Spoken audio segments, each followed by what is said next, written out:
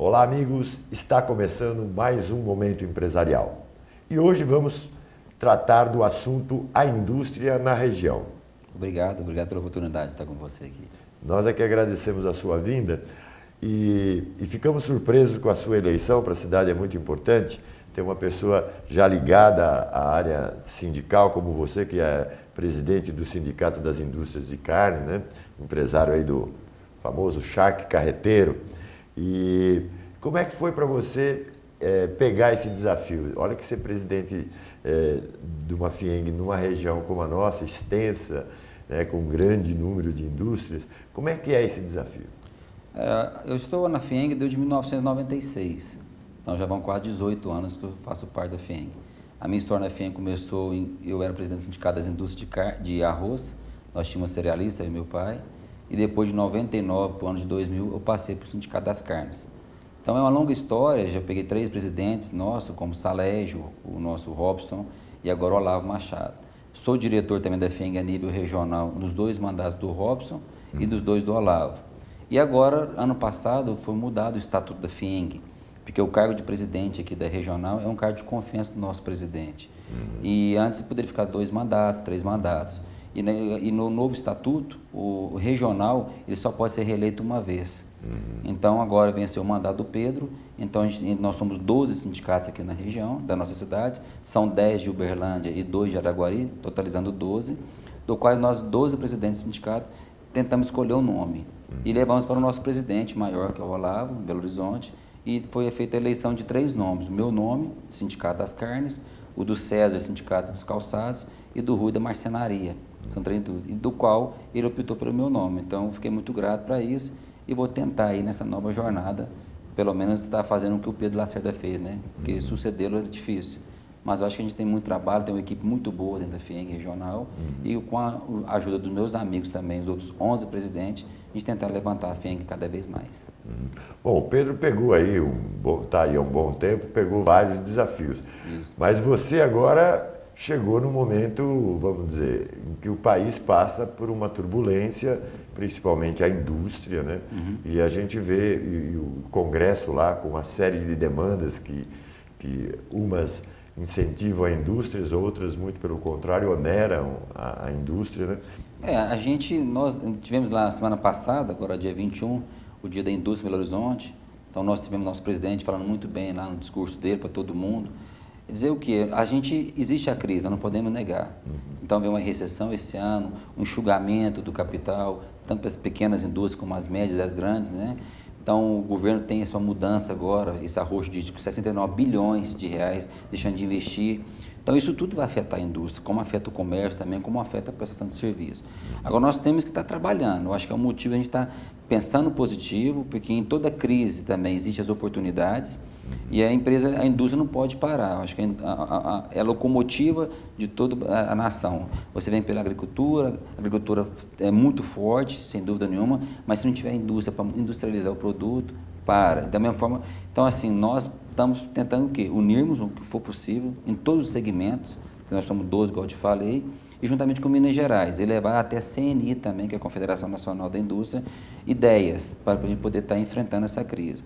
A crise não é pouca, a gente se preocupa muito com o desemprego, com muito, né, tirando o trabalhador, as famílias, então a gente espera o quê? Que possamos estar enfrentando ela de frente, com muita cautela, mas não podemos desistir, não podemos parar. Eu acho que vai ter alguns ajustes em todos os segmentos, seja no automobilístico, na alimentação, na química, em tudo vai ter que ter um ajuste. Mas o mais importante é que a gente possa estar enxergando um pouquinho mais na frente com um certo otimismo. Vendo o cenário internacional, que está confuso e muito difícil, a Europa principalmente, né? Passa pelos Estados Unidos, que ameaçou uma estabilidade, mas ainda sempre tem essa ameaça dos americanos reduzirem, né, a compra, o fornecimento de dólares, que eles vêm reduzindo cada vez mais, e isso está causando uma especulação, ou seja, o dinheiro sai dos países emergentes e volta para a tranquilidade e segurança dos Estados Unidos.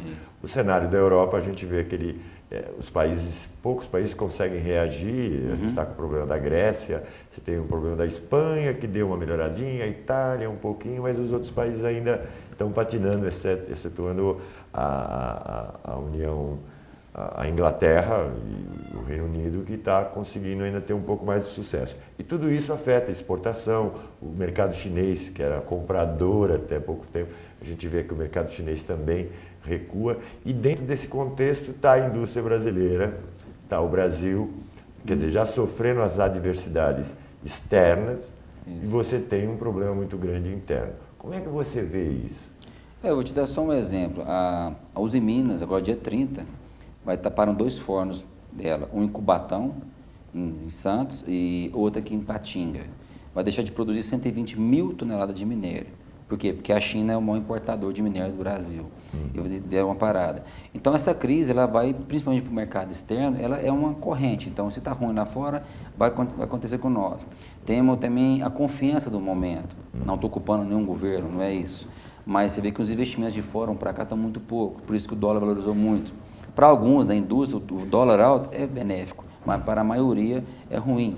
Entendeu? Então, porque os insumos geralmente justamente importados. Tudo que você industrializa, dependendo lá de fora, importar o produto, aumentou o seu custo. E às vezes o custo você não está conseguindo repassar, porque também um dos últimos anos o poder aquisitivo brasileiro aumentou essa classe média, isso é real, mas agora começou a recuar. Então o brasileiro está deixando de... Está perdendo poder de compra.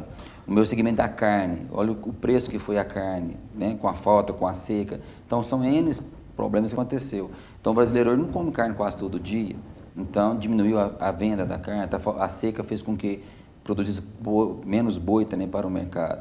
E assim vai aumentando. Então, aí é toda a rede de cadeia. A cadeia. Você vê a agricultura, a soja, as indústrias de soja que faz a moagem da soja, do milho, estão com problemas por quê? Porque você vai dar muita soja nos Estados Unidos e milho nos Estados Unidos, diminuírem as exportações, agora o mercado está abastecido, muito estoque de ambos, fez com que o preço caísse. Então isso é o commodity, né? Isso é o mercado nosso. Tanto as commodities minerais, também, como as outras commodities do agronegócio, elas passam por um momento de queda. De queda, justamente. E você tem, e os insumos, no caso do produtor rural, por exemplo, os insumos subindo em dólar e o preço final da soja caindo. Porque o insumo vem de fora, né? Então até a própria ração, também a produção importada. Você vê também a indústria automobilística, venderam-se muito carro, agora 30% a menos de venda, férias coletivas na Fiat, férias coletivas tudo. Foram 1.200 revendas fechadas, né? Em todo o Brasil. Em todo o país, né? Graças a Deus a FIENG tem um trabalho maravilhoso agora, porque a Mercedes-Benz em Juiz de Fora iria diminuir, mandar 450 funcionários embora. E o nosso presidente estadual, Olavo, com o presidente regional de lá, o Capolina, foram até os diretores da Mercedes, fizeram com que eles recuassem um pouquinho. E vai esperar mais 90, 120 dias, entendeu? Tiraram um pouco da despesa da Mercedes em outra fábrica, não de Minas Gerais. Mas temos a Itatiaia, aquela fábrica de móveis para cozinha, fechou a fábrica em Minas Gerais. Então, assim, nós temos que estar agora buscando. Vamos ter que ser muito criativos nesse momento, né? Mas eu acho que não é a primeira crise, não é a primeira recessão do nosso país, né? E o brasileiro, nós somos bem otimistas para isso. Então, se no passado deu certo, quem sabe, essa também vai ter que dar certo no futuro mais rápido. Se Deus quiser. Você falou tanto do problema da indústria, do problema das indústrias estarem saindo, estarem fechando fábricas, né? Principalmente aqui no estado. E isso é uma preocupação, é um desafio para vocês, né?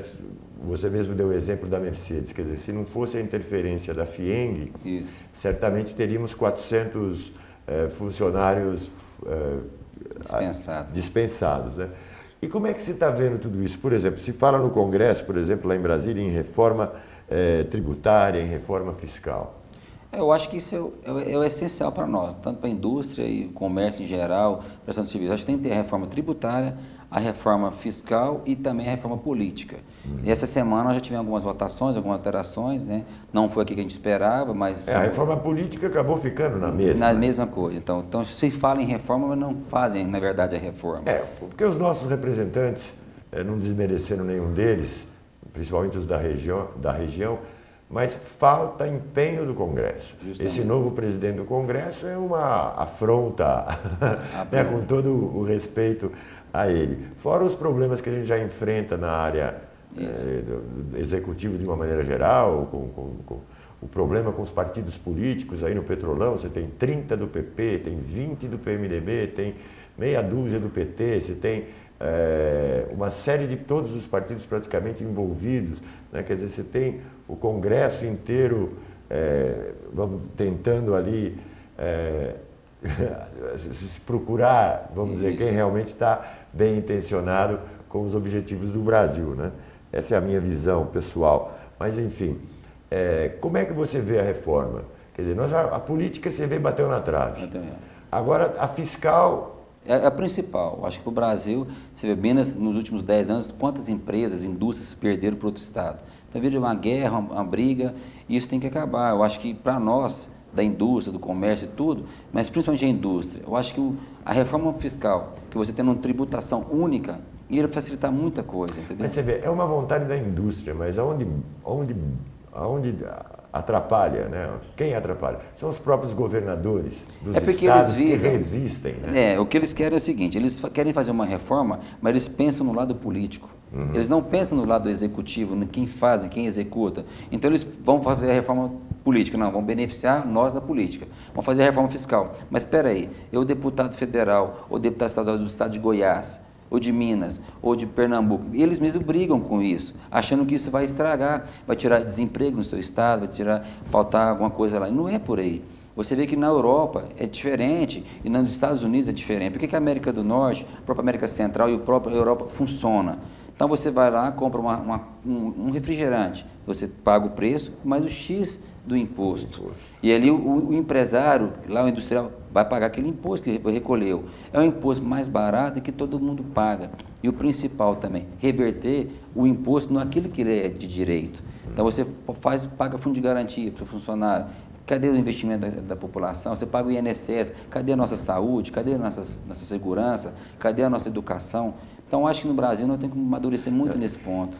E você vê, por exemplo, a reforma da Previdência, por exemplo, né? Uma coisa que é necessária, não tem como não ser feito, porque senão no futuro... É outro problema para o Brasil. Né? E existe uma resistência, inclusive, dos próprios congressistas, sempre olhando o lado político, porque eles vão perder espaço e tudo isso. Né? Eu fiquei, por exemplo, a gente, em relação à reforma política, o meu pensamento, igual você, eu estou dando a minha opinião pessoal, quando se falava daquele, o cara ser eleito pelo número maior de votos, né? Esqueci o nome da palavra aqui, porque você vê deputados, que ele carrega mais 3 deputados na sua legenda para o Congresso. Então isso tinha que acabar. Então por quê? Porque você acaba tendo pessoas lá dentro que não entendem da matéria. Tá? Eu acho que no nosso passado, há anos e anos atrás, nós tínhamos esse problema. Às vezes o ministro da Indústria e Comércio, ele nunca teve uma indústria. Às vezes o ministro da Saúde não era um médico.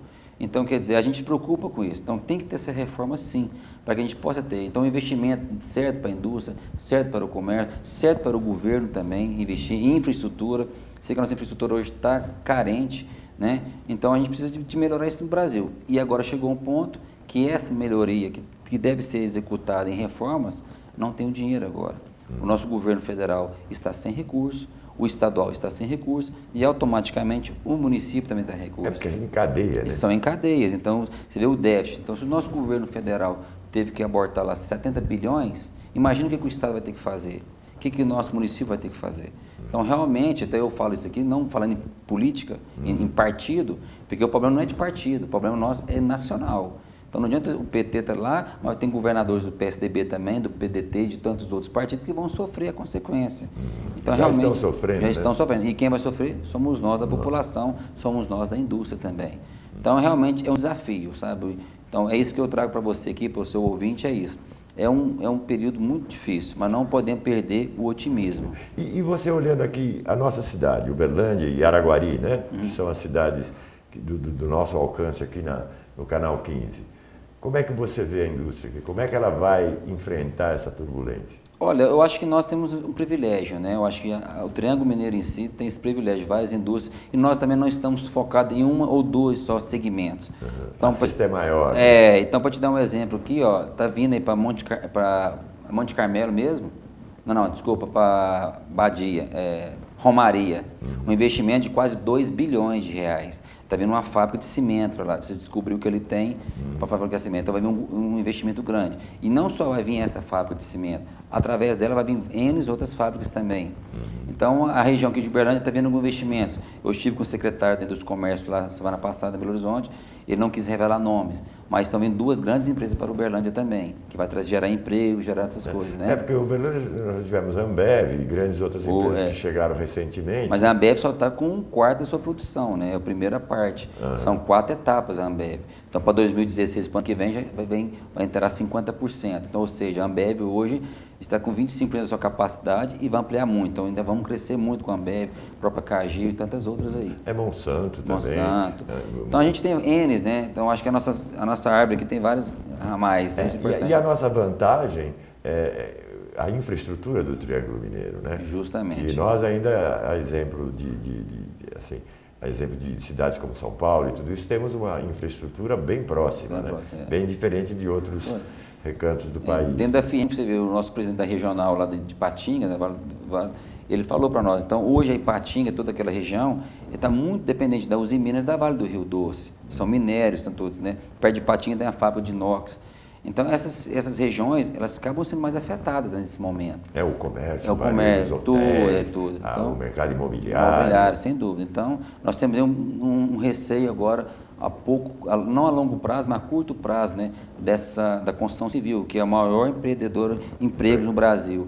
Então, será que vai ter essa crise? Será que ela vai chegar mesmo? Então, se chegar, o governo tem que agir nesse sentido, porque teve essa recessão agora, esse enxugamento em termos de financiamento imobiliário, ele vai ter que abrir, porque senão como vai fazer as construtoras?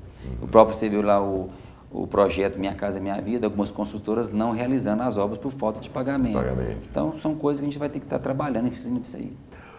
Bom, Everton, então, nós falamos aí das dificuldades que vamos ter que enfrentar nos próximos anos aí, né? O cenário que se está desenhado, o problema da confiança, como você bem colocou, quer dizer, quando o cidadão está inseguro, ele vai adiando as decisões, vai postergando as dívidas, as contas, enfim, ele vai se planejando melhor, né? Fica mais receoso. E isso faz com que toda a cadeia sinta esse reflexo, né? Agora, mesmo diante desse cenário, a gente vê, nós falamos, está entrando, você citou o exemplo de Romaria, onde está havendo um investimento de 2 bilhões aí, numa empresa de cimento, e também nós falávamos nos bastidores da Codemig. Fala um pouco melhor para nós. A Codemig anunciou lá na FIEM também, no Dia da Indústria, um investimento de 10 bilhões a todo o estado de Minas Gerais. São 53 CDIs aqui em toda a cidade, em todo o estado de Minas Gerais. Ela vai aumentar a infraestrutura, vai ampliar alguns. Até eu pessoalmente pedi ao Marco Antônio Casablanca, que é o presidente dela hoje, que olhasse com carinho aqui para nós, na nossa região, em relação ao centro industrial. Por quê? Porque o nosso aqui em Brasília está saturado. Você sabe que se vier uma empresa nova para cá, não cabe, mas não tem mais espaço. A prefeitura está brigando com o próprio Codemig, também com o INDE, sobre isso aí, para ampliar para Uberlândia. Nós temos uma dificuldade também, aproveitando que o Porto Seco aqui, né, da empresa, carretas e carretas vindo lá do norte, de Manaus, trazendo os produtos acabados aqui, e essas carretas aqui estão indo lá em São Paulo, no Rio de Janeiro, buscar produtos, peças e produtos para levar para Manaus de volta. Para quê? Para montar lá. Então, ela monta o produto e traga para cá. Então, o que é a nossa preocupação? A gente já vem até do Pedro Lacerda anteriormente, nós estamos discutindo isso. Uma ampliação da região. Seja o Distrito Industrial de Araguari, Tupaciguara, Uberaba também. Araguari tem notícias que parece que vai ampliar. Vai ampliar. Já. Eu vi o prefeito falando na televisão outro dia, né, o prefeito de Araguari. Porque nós temos que ter essa infraestrutura, para que a gente possa estar levando essas indústrias fora de Minas Gerais, trazendo-as para cá, porque vai baratear muito o frete, o custo dele de produção, porque ele produz em São Paulo, a carreta tem que ir lá em São Paulo buscar e ele voltar. Se está chegando as carretas aqui, com o produto acabado, seria muito melhor para todos que tivesse essas fábricas aqui perto de Uberlândia. Próximo, Então eu falei, até convoquei também, conversamos lá na reunião com o próprio presidente regional de Patos de Minas, de Uberaba e Tutaba, para que nós quatro possamos fazer força em relação a isso. E a Cotemig, acho que comprou a ideia, possa estar nos ajudando aqui, principalmente nessa região do Triângulo Mineiro. Aqui. Porque o investimento de 10 bilhões a Cotemig vai fazer no país, né? Em todo o estado. Desculpa. Mas são 53. Então, se você dividir 10 milhões por 50, vai dar o quê? 200 milhões para cada um. Então, assim, não é tanta coisa. E agora a gente está lutando porque eles, de primeira até final de 2016 agora, vão ser os 10 primeiros CDIs, distritos industriais, que vão ser reformados. Então a gente está brigando, tentando trazer que Uberlândia seja dentro desses 10 aí. Que esteja na prioridade aí. É prioridade, porque tem fomentação, né? A gente está com essa expectativa. Tá. E como é que está na Câmara? Parece que a Câmara houve um embate na Câmara a respeito da ampliação A questão é de desapropriação, né? Pelo que eu entendi, eu não tenho tão bem informado, mas tem uma desapropriação, parece que o proprietário não quer o preço e a Câmara Municipal também não está querendo que aceite o que vai pagar. Então, o que eu sei, chegou no limite ali, o nosso distrito industrial, para passar para lá, estão tentando com a nova ideia fazer o distrito industrial do leste de Uberlândia, que vai ficar mais barato. Eu acho que isso aí é uma coisa boa também. Já tem lá o norte, lá, faça o leste daqui. Também está próximo às rodovias. Próximas rodovias, os anéis viários de Uberlândia estão quase concluídos, né? Então isso para a indústria não vai atrapalhar nada. Então, uma coisa assim, por exemplo, além da paralisação dos investimentos das obras, né? Esses dias eu li no Correio que tem 300 milhões de obras paradas, do valor, e que metade é do governo do Estado, inclusive o anel viário e tal. E a outra metade é do federal. Né? A gente, infelizmente, Minas foi um estado, é o segundo estado mais endividado do país, só perdendo para o Rio Grande do Sul. Né? E Minas, o novo governador anunciou um buraco aí de 7 bilhões, a gente não sabe quais são esses parâmetros. Quer dizer, então o estado, independente do momento que o Brasil econômico passa, independente disso, Minas está numa situação realmente preocupante. É o que eu te falei em relação à infraestrutura, né? O que preocupa a gente da indústria. Te dar um exemplo dentro de Uberlândia, o anel viário que vem ali do Prata para sair aqui já para Uberaba, emendando para ser para Goiânia e Brasília, ali o asfalto chegou até no Rio Uberabinha, está parado há quantos anos? Quantos anos? Começaram ano passado a executar a obra de construção da ponte, né, para que pudesse passar a movimentar, trabalhar 3 meses, recolher o material e foram embora, até lá parar de novo. Então, isso é uma preocupação que a gente tem. Então, o que falta é isso, o que encarece até os produtos da indústria também. No caso do anel viário, é obra estadual. Ali é estadual. Mas tem uma verba também. Acho que ali tem tanto tem uma verba pequena, ou seja, do município, tem do Estado e tem do governo federal. Porque hoje tudo que se faz em termos de infraestrutura, tem os 3 ajudando, né? Então não é só o Estado. Porque o Estado reclama da federação, o município reclama do Estado, e aí é uma cadeia, né? Infelizmente, hoje nós politicamente estaríamos privilegiados. O nosso prefeito com o governador e com o presidente da República, com o mesmo partido. Então a gente tem essa visão, vai ajudar. Mas o problema é que não tem o dinheiro para ajudar. Não tem como. Se não fosse... Você vê, o governador tem que tampar um buraco, e assim ele diz. Aí como é que ele vai mandar para os municípios? O governo federal corta, como é que vai mandar para os estados? Então realmente é uma preocupação também. Por isso que tem que ter um investimento de fora, que seria importante para nós, da indústria.